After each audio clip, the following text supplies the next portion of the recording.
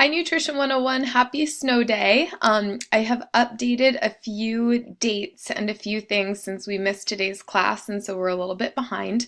So I just want to point you to a few things here. So first thing you are going to see is on the course syllabus. If you click on the syllabus and it opens up, you are going to see that I've moved a few dates around. So just note those if you had printed out the syllabus.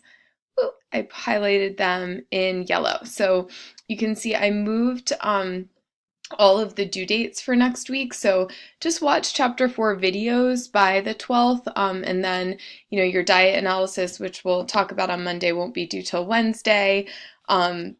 Your post-lecture assignment 4 is going to be pushed until the 20th as well.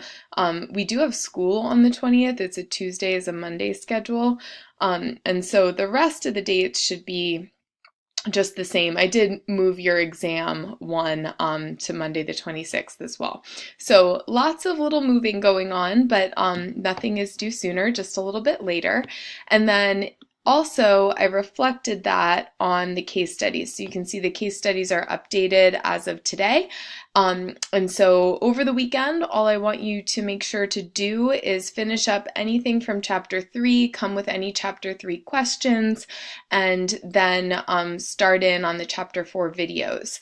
And if you had your food share last Wednesday, or today, then we'll move your food share till next Wednesday. So don't worry about that. Or if next Wednesday doesn't work for you for some reason, you can sign up for a little bit later in the semester. So I hope everyone had a lovely snow day and were able to use it to catch up on some work and some sleep and all sorts of other things and get a little chance to play in the snow.